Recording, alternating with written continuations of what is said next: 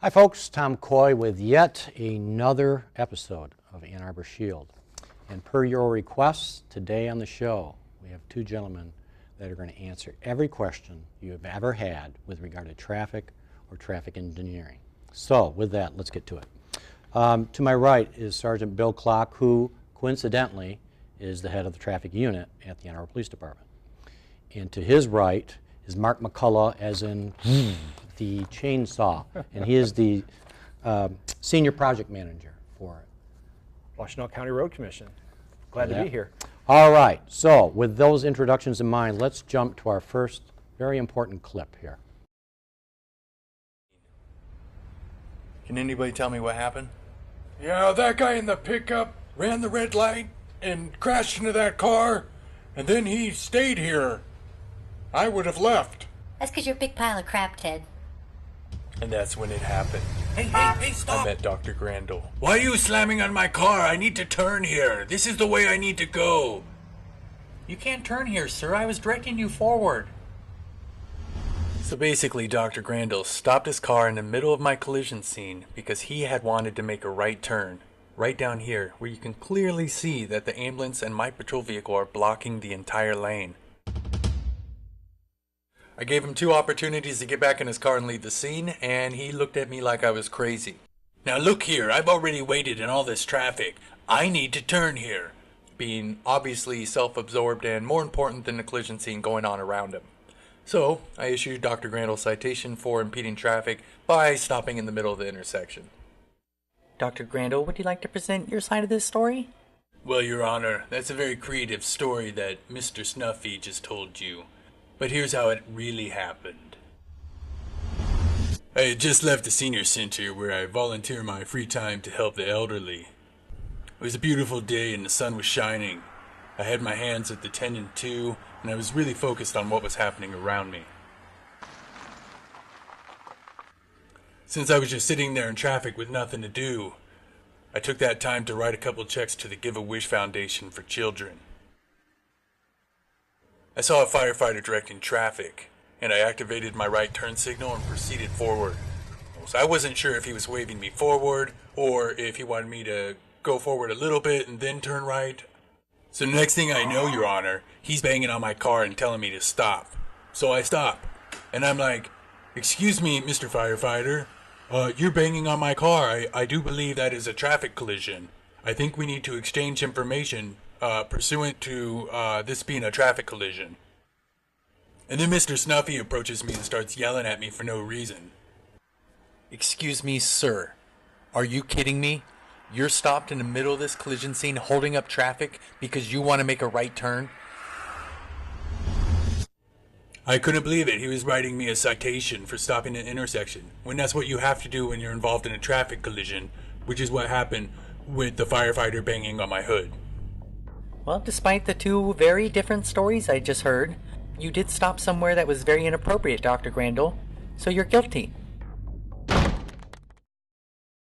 Okay. God, I love that clip. Classic. All right, so having seen that, Bill, is there anything that really, and again, that was traffic court, so anyhow, is there anything that really resonates with you as you watch that, the various testimonies? They're somewhat divergent in their factual accounts. What struck you? Now, this is a man, how many years you got in traffic? I've been in traffic probably 17 out of my 21 years with Ann Arbor. He's got a little bit of experience. All right. I can honestly say I've heard that excuse in court before, a ticket I've written. Yeah, they they need to go that way, so they want to Yes. go that way. Very true. Irrespective of, I mean, Saturdays, football Saturdays are classic. In spite of 2 or 3 barricades, a light or a police car with its lights revolving, and an officer attired in fluorescent orange, you still get. I don't know. Help me out. If you know the answer to that question, please get a hold of me. But I mean, you would think, maybe that would be your first. But We get the same thing in construction. We'll have signs, barricades up, say road closed. We'll have detour signs up ahead, and they'll blow past through them. They don't think that road close applies to them. They'll keep driving a few miles down the road where it's really tight. And then they ask us, like, I need to go that way. And it's like, well, you can't get there from here today. and they say, well, there was no signs. You posted no signs telling it to go that way. And so it's pretty similar in the construction world as well. Incredible. We had something similar somewhere in the area. Let's keep this just very general. But so the road was closed down, major construction for months, and this individual decided that he would go through, got promptly stuck, and then said, you know what, I need to get out, and then commandeered some Heavy heavy equipment. equipment. And Yes. it's a very sad tale, but I'm just saying it does make one wonder. Okay, so here are the questions you folks sent in here, and we're going to get to these. All right, so here we go. Do I have to stop for pedestrians waiting at crosswalks? The simple answer is yes. The way our city code is written, you do need to stop for pedestrians that are already within the crosswalk on your half of the street. So if you got a big wide 4-lane street, a lot of the new markings have the, I'm going to call it safety island. I don't know what the official term is. Refuge Island. Refuge island. So if they're on your side of the street, the direction you're traveling, yes, you have to stop and yield. If they're waiting at that little ramp to go down into the road as well. or Okay, if they've already stepped in. let's talk briefly, because this happened to me yesterday as I was traversing Division at the 25-mile-an-hour posted speed. Someone elected to step out into the crosswalk, which, again, you've pointed out, but I'm within mere feet of this individual. Yeah, the way the code is written, part of it is they can't step out from a place of safety into an area that would put them at risk of being struck. If you don't have time to stop, then they can't step out in front of you. Hear that? Really. Okay, what are the rules for stopping for a school bus? Well, if the lights are active on the red lights are active on the school bus and the stop sign comes out, you need to stop behind them. I think it's a minute 20 feet gap is what the statute specifies. But as long as you're behind the bus, I think most officers would be okay with that, and obviously not pass until the lights go off and the sign is retracted. And that, so, I'm sorry, Tom, but that would apply to both sides of a road. Like here on Parkway, for example, Okay. is a very large roadway. Both directions need to stop. Now, if you're on Eisenhower, down near the mall where it's a boulevard, then the opposite side of the road does not need to stop. okay, so I see a lot of drivers stopping for the yellow amber lights, that the drivers will often employ before Correct, the yeah. red. Stop, don't stop. Well, it's going to come down to, it's like a yield sign in that case.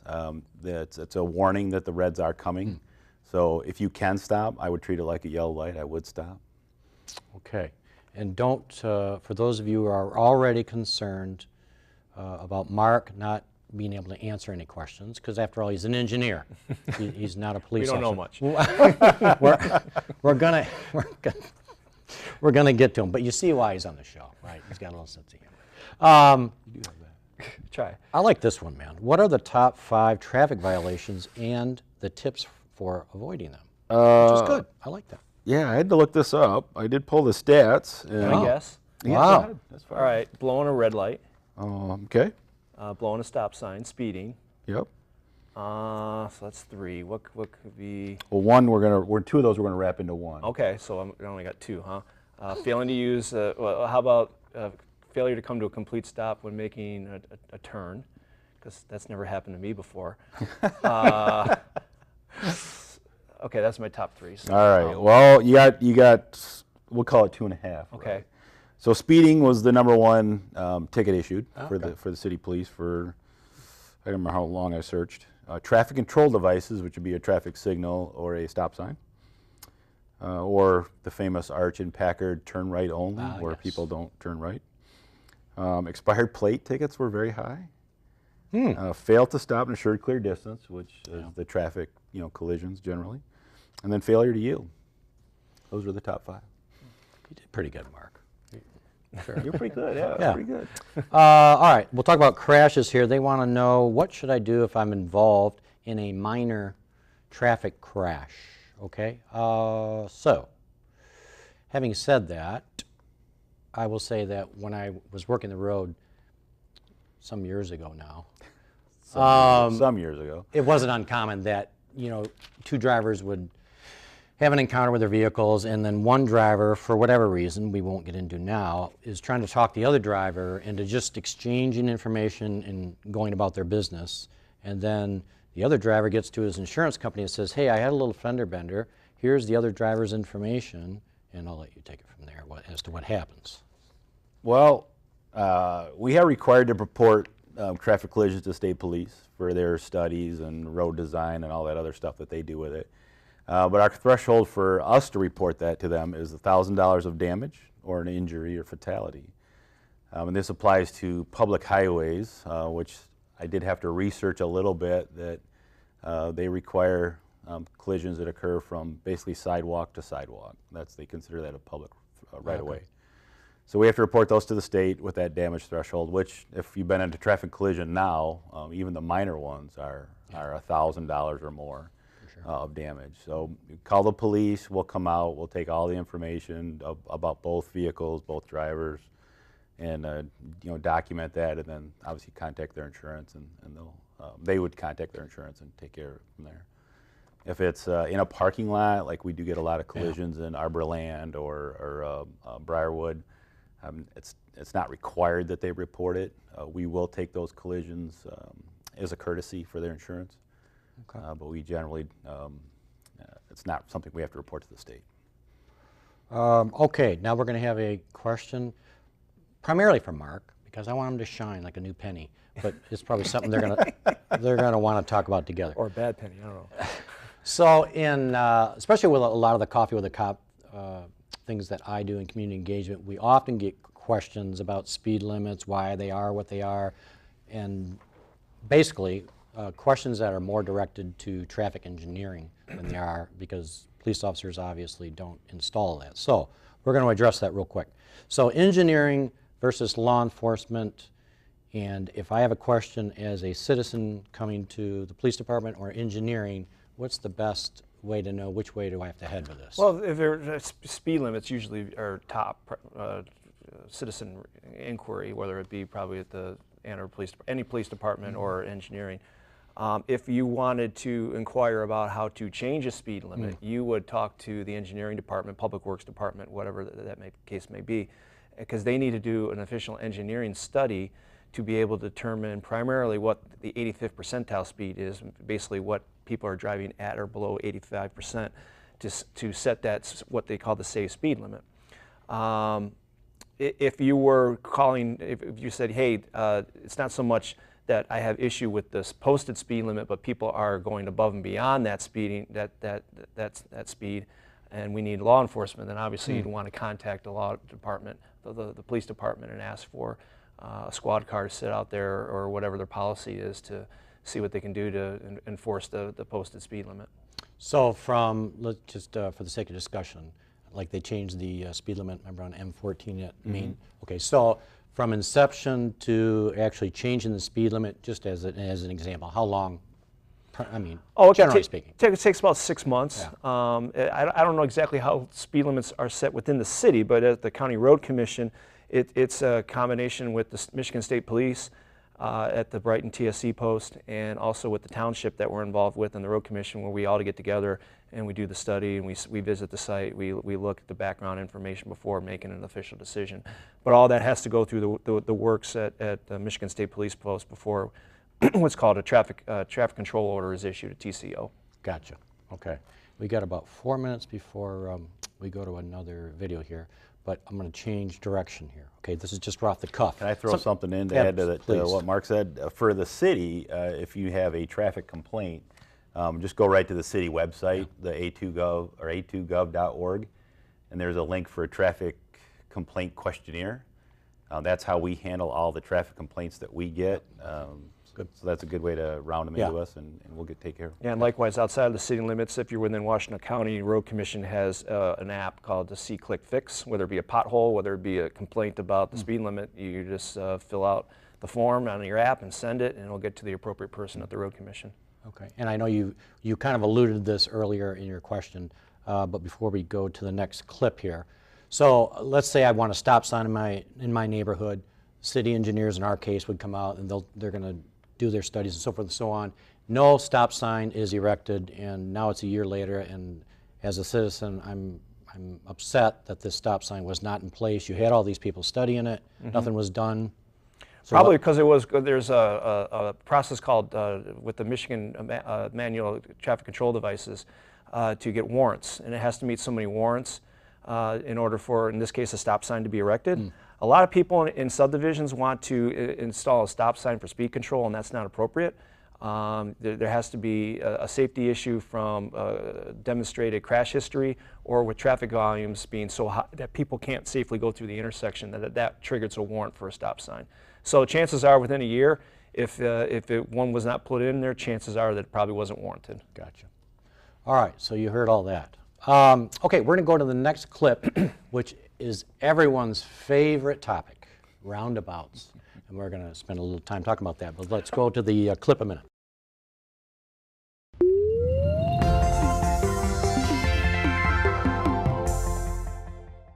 Hi there, we're Epifio. We've been thinking about traffic, particularly the dreaded roundabout, or traffic circle, or rotary, same difference.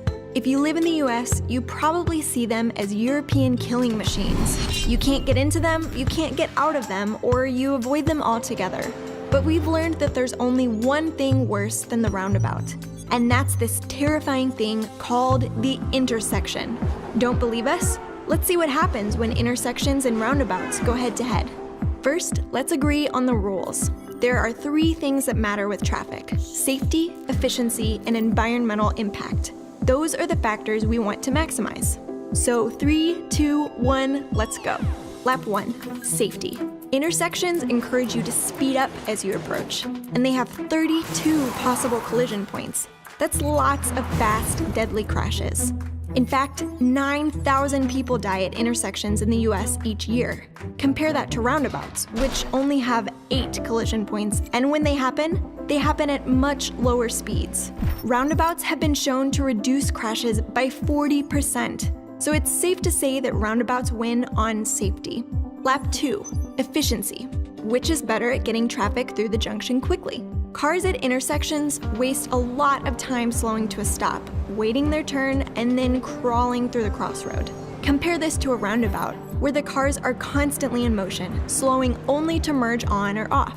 This simple fact about the way roundabouts work means that roundabouts reduce delays by about 65%. Roundabouts get you home faster, and that means they win by a huge margin on efficiency. Finally, lap 3, eco-friendliness. Accelerating from a complete stop is the least efficient thing a car can do. Guess what you do at intersections? Meanwhile, the constant motion of cars in a traffic circle reduces emissions by 46%. And you'll likely spend less on gas, so roundabouts are an eco-win and a wallet win. If all of this is true, why do we shudder at the sight of this sign? Well, sometimes we fear the unfamiliar. We don't want to crash and risk expense, injury, or death. There's a bit of history behind this too. They were really dangerous, but they're better now. We see roundabouts as distinctly European, but the first one was built in New York City. And these early roundabouts gave incoming traffic the right of way, making them high-speed death traps. Europe saw this, and they reversed the rules to create the modern, safer traffic circle. It's true that roundabouts are a little more complicated than green and red lights, so we're going to show you what to do the next time you hit a traffic circle.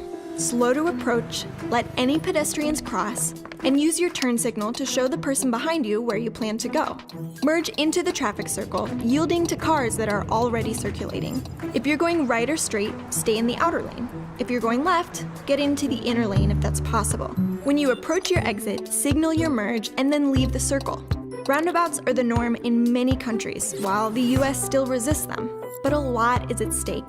This epiphany about roundabouts could easily save thousands of lives each year. And it's up to you to encourage roundabouts in your area, share this video, and the next time you see this sign, take a traffic circle for a spin. It'll help your city and make your life better. Okay, so since I am relatively good at empathizing with people, in spite of what my wife says most of the time, you heard how long she went on her narrative about entering a traffic signal, getting to the outside, staying to the left, signal. I mean, I'm just saying, in defense of the average driver, there's a lot going on there. Sure. And so, I mean, we've all talked about it, right? And in my opinion, there wasn't enough public education put out there prior to installing a lot of these I agree 100%. traffic. You know what I mean? People are kind of learning by doing. But having said that, what are your comments with regard to where we stand? I know that, Bill, you've done a lot of enforcement with other jurisdictions on that, so maybe you guys could talk to us about why the enforcement came up, what seems to be the major issues, if you will, with roundabouts and the driving public, that kind of thing. Sure. Well, you're absolutely right when you said it's kind of like trial by, just trial and error. And not enough education has been given, in my opinion, from engineering. And we as a collective group across the country said, these are pretty simple to figure out. They're going to get it really fast, and we're just going to throw them out there. We'll put some pamphlets together. We'll put a couple videos together, and that should do it. And what I found, I was actually one of those people that thought everything was going just fine. And then State and Ellsworth came about, and there was a history behind it where I remember sitting and telling people how wonderful this roundabout was going to be at a public hearing, and telling me it's going to work great, you'll see. And then as soon as the first year opened up to traffic, there were 170 crashes, the most crash-prone intersection in the state of Michigan, or as the Michigan auto law like to call it, the most dangerous intersection in the state of Michigan. And there's nothing dangerous about it, but there were two more fender benders that were happening than we anticipated. And the next year, it was not much better. It was 171. So it forced me, as part of being a part of that project, to say, all right, what's going on? Why is this happening? When we dug into the research, there was two primary crashes that were occurring over and over and over again. Failure to yield. So people were not yielding to those already circling within the roundabout, thus causing a low-speed crash. And then also, people were not in the correct lane, and they were turning from the wrong lane once they were in the roundabout. Like the video said, if you want to turn left, you get over on the left side. If you want to turn right, you get over the right side, just like a traffic signal. What people don't always understand is that a multi-lane roundabout like State and Ellsworth, both lanes are allowed to exit, go through the roundabout, okay? So basically, if you're on the south leg of State Street and you want to continue through the roundabout, both of those entry lanes are allowed to continue north on State, okay? But if you want to make a left turn, you need to be on the left side, because if you make it from the right lane and someone's exiting, they have another fender bender, low-speed sideswipe. So that was the number 2 type crash that was occurring repeatedly at State and Ellsworth. So we decided, what really is lacking here for the most part is education. And a lot of times we like to blame two people, the kids, because they don't know any better. And reality is they're doing just fine. And those darn senior citizens, and the reality is they're doing just fine too. And they've told me so. Good one. That's a good one. Who does that leave? It leaves that demographic between 35 and 60, 65. The guys like me, I'm 43 years old. I got my driver's license long before I had encountered my first roundabout. So we are the ones that are causing most of the problems. So with help from law enforcement of City of Ann Arbor, led by Bill, got Matt Harshberger at Pittsfield Township, and Michigan State Police, and Dave Archer at the Sheriff's Department, we've come together in a coalition to be able to do an enforcement campaign at various roundabouts, State and Ellsworth being the number 1, and making it, people like to say it's a sting operation, and no, it's not that. It's an education campaign where under distracted driving grant, police officers are observing, finding people that are driving through the roundabout too fast, not yielding, turning from the wrong lane, texting through the roundabout, whatever, and using this as a teachable moment to be able to say, hey, look, this is what you did wrong. This is what you should be have done. Here's a pamphlet. If you have any questions, call this number. And hopefully, they then communicate that with their family or their friends, whether they use social media, whether they go to work. And overall, this past month, I think it's been very successful. I like to think it's going to happen again, maybe later this year. And that is one component that through our education campaign that we're using to help get people to understand how to correctly use a roundabout. Okay. We're going to jump over to Bill in a minute and we're going to talk about the enforcement, but before I do that, be thinking about why did Michigan jump aboard the roundabouts? Why are you seeing more and more? I mean, the film talked about it a little bit, but we'll get back to that. Sure. All right. So we did this enforcement thing with others. What were your findings? What did you do? Well, the enforcement started. I think the first event we worked at over by Concordia on Geddes, and we didn't see many violations there. So they did move back to State and Ellsworth, which is, as Mark said, is one of the busier and more collision-prone intersections. And they stopped a lot of cars. We weren't seeing as many failed yields as I think we all figured we would. But the officers made stops for all kinds of violations, like you mentioned, texting while driving, signal use, I mean, all kinds of things. And we took it as an opportunity to explain why they were stopped, and then also hand them a pamphlet that the Road Commission put together that gives a really detailed explanation of how to use a roundabout safely and appropriately. Okay. So it's the Sheriff's Office, the State Police, and what were your conclusions, or what did you observe out there with regard to the drivers? That is to say, do you think most were aware and ignoring what they knew they had to do, or was it more of just kind of get in the circle and hope for the best kind of thing? Well, I think there's a lot of that. I mean, we're still seeing some of that. I know my own experience, I'm in the 50 range, but I did grow up with some roundabouts around MSU. So I did have some experience, but the population that's our age is the challenge, as Mark said. And speaking with my neighbor, who's a little bit older than I am, he said, well, I treat it like a four-way stop, which is not what you're supposed to do. Right. The four-way stop, you pull up, if you get there with the guy to your right, you yield to the guy to your right or the gal to your right. Right. In a roundabout, you're looking to the left to see who's entering. If there's no one in the circle and there's no one coming, it's not a stop, it's a yield. There's no one there to yield to, just go. If I can make one clarification to that video that was played, as fantastic as that video is, there's one point of clarification I think is incorrect. You don't merge into a roundabout, okay? Merging implies kind of like a freeway ramp where you get up to speeds and you just kind of fit yourself in, and the person that's behind you, one of two things, they get over. It's kind of like an etiquette thing on a freeway. You get over so the person can enter the freeway, or you slow your speed down so that they can get in. At a roundabout, you don't have that type of distance to be able to react accordingly.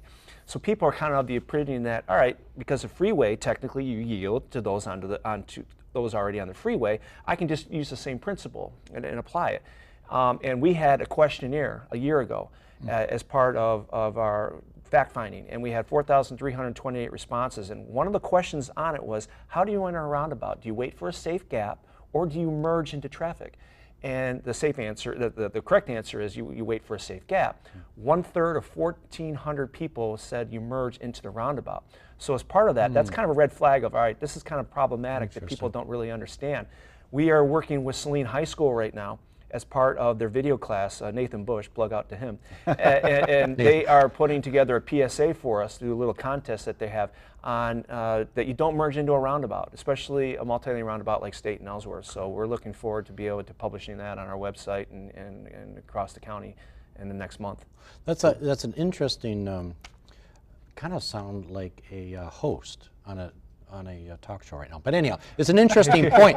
It is an interesting point that you bring out, because when you say the word merge to the average driver, including myself, I'm going to associate it with merging onto a highway, and I'm going to employ the same technique. So if that's the verbiage we're going to use, then Yeah, I mean, you really got to be careful. Our communications specialist at the Road Commission, she's from Florida. She came here 2 years ago. She never saw a roundabout in her life till she came here. And that was her theory behind it, and I never even considered it, but that's what generated the question. That is really interesting. And we didn't know what to expect, and we were I was dumbfounded that a third of the people answered incorrectly. Now, I can understand that not everyone, I think some of them may have wanted to say safely enter, but when you got 1,400 people that do that, or a third, and it tells me that there's a problem, a misconception out there. And it's not helping that some of these videos that we're seeing, that is, like I said, that video overall was fantastic. I love that video. But yeah, it's very important that we as professionals don't use the word merge in roundabout. That's huge. All right, so to follow up on the roundabout thing, what were traffic engineers thinking when they put in the ones at Lee Road? I'm just throwing that out. We like spinning people in circles. I'm not exaggerating. I'm going to put this out there. Every time, which I try to avoid that, but every time I go through there or I'm a passenger, I say, listen to me. Slow way, way down. Don't expect anybody to yield to us and take the appropriate evasive action, because that, my friend, I'm sorry if you're the engineer out there, but I know who he is. Oh, I'm sure he or she met. He's in Madison, Wisconsin. You're safe. Okay, but I think, in all seriousness, and I've seen people, get in there and just lock right up, and so it's a complex roundabout. There's a story behind it we don't need to get into. It was good intentions, but it was just too much too soon. And it is. I mean, you get into the one at Whitmore Lake, and then before you know it, you're trying to get to the mall. Next thing you know, you're on southbound US 23. Like, what the heck just happened? And I did that, actually. That's exactly what I did. All right, so with regard to roundabouts and staying with that, they are very effective. I mean, if you remember Getty's, the one you were talking about, Getty's and Earhart, when we were working the road, if you weren't taking at least 2 crashes there during your shift when it was a signal, there was something wrong. Correct. And since they've put that in, it has flowed very smooth. So again, the question I would have as a driver is, why has this been so effective in the other area, the one you were talking about, State and Ellsworth? What are the primary? I mean, obviously there's. Well, it comes down to a couple things. First of all, the traffic signal's not going anywhere. It has its purpose. And a lot of it has to do with balancing traffic. So if you have too much traffic on a corridor and not enough on the side street, chances are a roundabout's not going to be a good selection.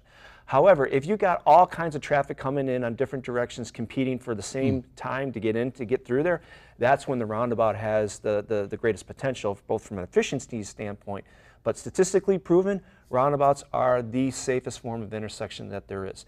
Yes, there is a trade-off with the fender benders, the deductible crashes, I call them. And through the education campaign that we were teaming up with others, like the city of Ann Arbor, I like to think that those will go down in time. But there's no dispute. The roundabout is the most safest intersection due to its geometry and the way that it has to get you through at a safe, slow speed. And it reduces emissions because you're not sitting at a traffic signal idling as much. It can be used for an entry point into a city for aesthetics. So it has a lot of value and potential for a community if it is warranted at that location. Gotcha. And from my perspective, as one of the fatal crash, serious injury crash investigators, State and Ellsworth, I mean, I can tell you how many times I went to police a serious injury or a fatal crash at that intersection because it's the T-type collision. And now policing crashes there, they're generally very minor. So very, very low dollar figure, extremely rare to get an injury or serious injury in that type of intersection. Like going through a roundabout, everything's sideswipe versus like a T-bone type crash. Right. Sure. I mean, nationwide, there's close to 4,000 roundabouts now, and I don't know the exact number, but I want to say it's somewhere around 10 deaths at those nationwide roundabouts, and almost all of them have been alcohol related. And you can't, whether there's a signal there or a roundabout or stop sign, there's not much you can do for those types of situations from an engineering standpoint. So it's a very effective weapon in the Towards Zero Death initiative that's out there in every state. Gotcha. We got about 2 minutes before we go to the next clip, but real quickly, so you and I talked about this last time, out in Oakland County, Pontiac Trail, and M5. Yes. So I saw that because I used to live out there, I saw since that time, because they had a lot of crashes, and I don't mean serious ones, but again, crashes. And so they put in tar paper between the lanes. But as an observation, since we had the last show, as I observed cars entering that traffic signal, quite honestly, Roundabout? yes. Okay. Yeah, that's a major one. Good catch. Sorry. That's right. What I observed was people flew, and it was kind of, I'm going to get in the circle before you get in the circle, okay? Because you have a large amount, especially at rush hour, it's incredible. And then consequently, I mean, when you're flying, you know what I mean? When you're trying to enter a traffic circle at 50 miles an hour, and so I'm assuming that's why they put the tar paper. Well, it's in funny there. you mentioned that because I had a conversation with the second in command at the Road Commission for Oakland County last week, and I got a little bit more of the final results. So yes, the intent of that was to slow traffic down because the idea is if you can't see people that far ahead, Right. you're not going to just go through that intersection. So he said it was very successful in slowing the speeds down, but he said it didn't have much of an effect on failure to yield crashes. And because now it's still getting back to, all right, even if we're getting them through the appropriate speed that we want them to into the roundabout, they're still not following the yield principle, and we're still trying to get our arms around that, whether it be misconceptions, whether it be just misjudging gaps. So the Road Commission for Oakland County is kind of looking to the Road Commission right now, saying, hey, we see that you're doing an education campaign and a successful one, therefore, in Washington. It sounds like there's potential for them to do one in Oakland County with their sheriff's department. And I would recommend that. I'm a little surprised at the speed limit, but on the other side of the coin, I did see that it's a traffic, why do I keep losing it? Traffic, yeah, you know what I'm talking about. Roundabout. It's a roundabout that does not suffer fools. And that is to say, if you don't know what you're doing when you enter that roundabout, you're going to hear about it from the guy behind you or the guy next to you. I mean, well, the most important thing I very can tell aggressive. people with a roundabout is have confidence. When you are confident, you're going to get through that roundabout more successfully. Statistically, it's just going to happen. So be confident when you go there.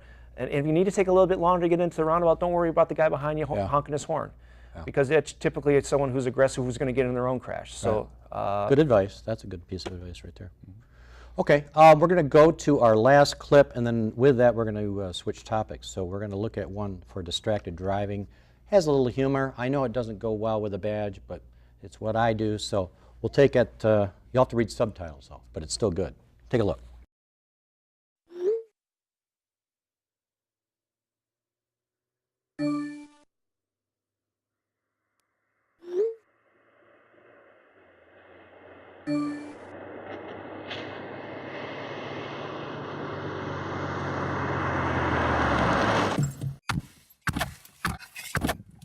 Il y a une note ministérielle qui vient de tomber, je ne sais pas si tu es au courant. Il y a toutes des mesures au niveau sécurité routière qui vont être prises. On va au contraire obliger les gens à savoir utiliser un GSM en conduisant. Dans le périmètre maintenant, on va devoir passer à un test GSM.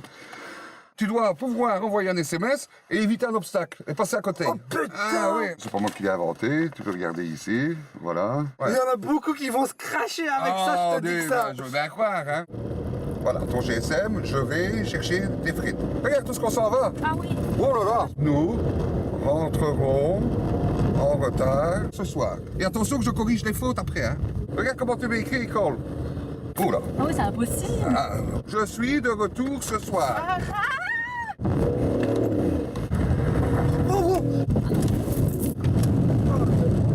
Oh, ouais, là, ah ouais, là, ça te valait, hein. Bon, t'imagines, ça c'est un enfant. Enfin, vas-y. 443. Honnêtement, j'ai l'impression d'être un connard qui ne sait pas du tout conduire, voilà, en fait. Voilà, exactement. J'ai écrit n'importe quoi, hein. Tu n'auras pas ton permis à cause de ça. À cause de ça. Oui. Bah c'est dangereux ce que vous faites. Si la loi passe, je roule plus. Non. Tu tournes, oui, mais... Regarde la route. Oh. J'arrive pas. Non, mais j'arrive pas. Hein. Il va y avoir des tués. Il va y avoir des tués, hein. Il va y avoir des morts sur les routes. Je sais pas conduire, attraper mon GSM. Moi, je sais pas faire les deux, quoi. Hein? C'est trop dangereux. Je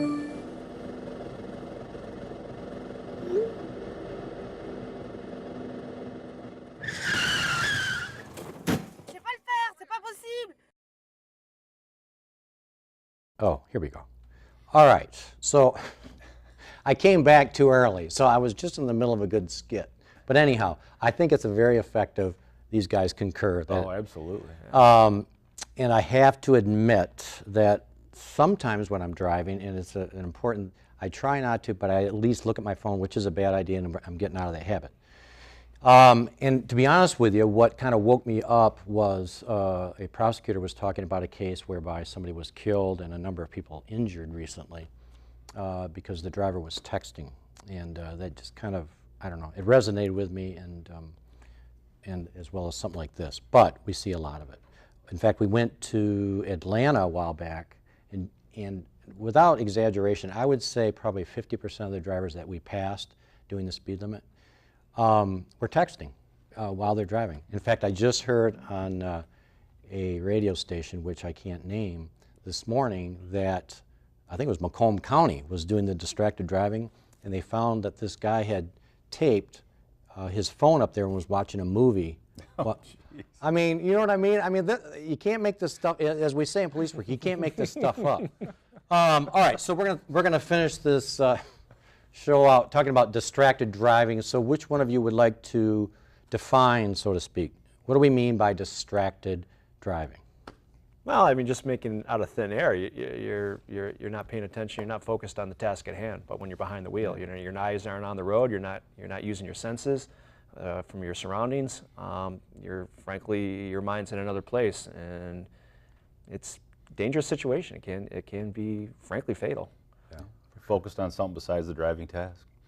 Okay, so I always like to play the devil's advocate. So let's say I'm a salesman and I tell you that I've been doing this for 2 years, not a crash, not a traffic ticket. In fact, I have a spotless driving record, and I get a lot of work done while I'm going from client to client on the roadway. What would you say to me? You are the luckiest man alive, because it's going to happen, especially in Southeast Michigan with the volume of people that are driving and on the roads, whether they're a bicycle or a pedestrian or a motor vehicle. It's going to happen eventually. Yeah. I think most people just have the opinion that it's not going to happen to me. Yeah, correct. That's true. Until it happens to them. That's very true. All right, so we recently had a huge initiative in the county here with regard to that. So I will let you launch this as to why this was launched, the name of it, and then you can take over with your findings with regard to when you guys were doing the roundabouts and so forth. Yeah, so, well, the Office of Highway Safety Planning, they have a grant out there for distracted driving. And as part of the roundabout initiative to get people to educate them and understand what they could be, how they could be driving through the roundabout better, whether it be not drive as fast, use their signal, yield.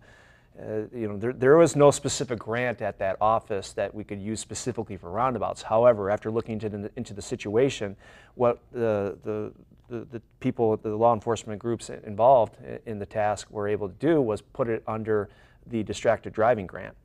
And it makes sense, because a lot of people are distracted, whether it be a traffic signal or a roundabout, and the state of Michigan said, yeah, that's no problem, you can go ahead and do that.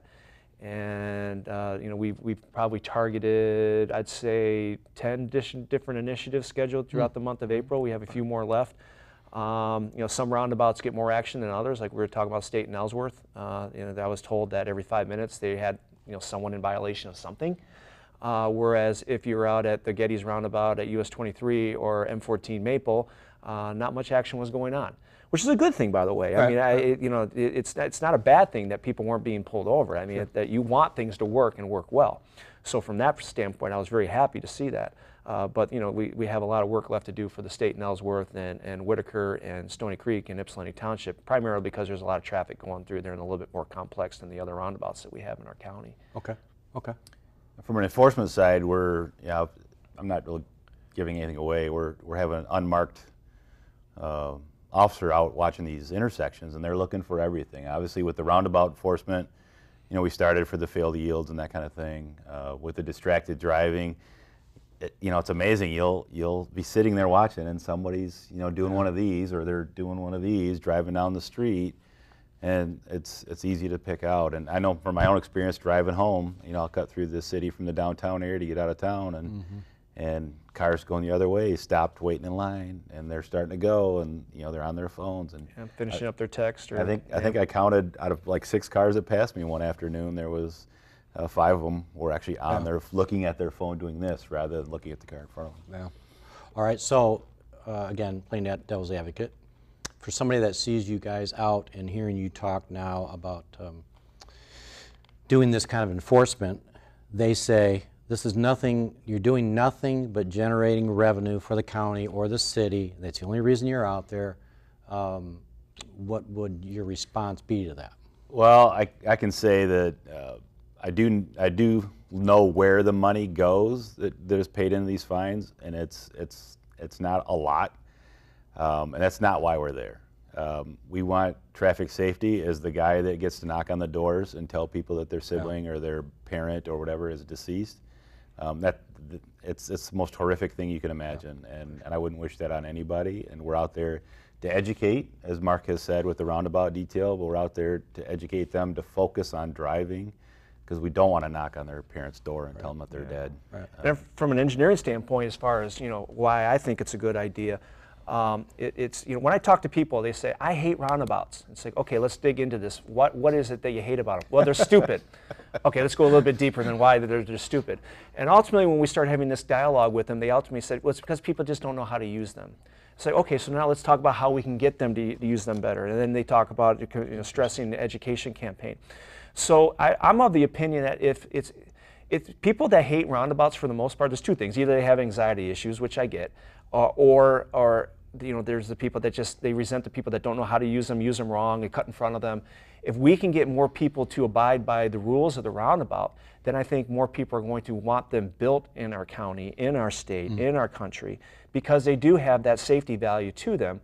Therefore, it meets the goal of towards 0 deaths throughout our country. So that's my goal from an engineering standpoint, is get people to embrace roundabouts so that they understand the features behind them, not so much resent them because other people don't know how to use them. Yeah, that's a valid point. We got about 2 or 3 minutes left. So this is really your opportunity to change the world as you sit. He's laughing. He's laughing. No. It's a lot to do in 2 or 3 minutes. We didn't get a lot. I'm sorry. I apologize to the audience. We didn't get to a lot of these questions. So we have to invite us back. Yeah. Oh, we'll come back. Segment 2, perhaps. Yes. Maybe. But on a serious note, are you open? And I don't want to put you on the spot here, but are you open to having people email you with? Absolutely. Okay. They can. I'm one of the department Facebook administrators. Okay. So they can throw them up there, or they can email me directly, and I'll be more than happy to respond.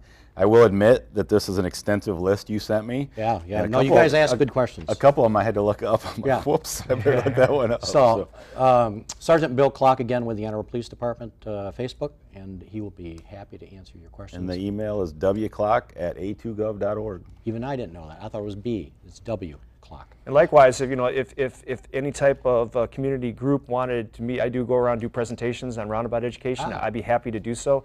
They can call me at 734-327-6679. That's my direct line. Okay. Or they can look me up at the Road Commission website, and McCulloughm@wcroads.org is my email address. Remember, McCullough.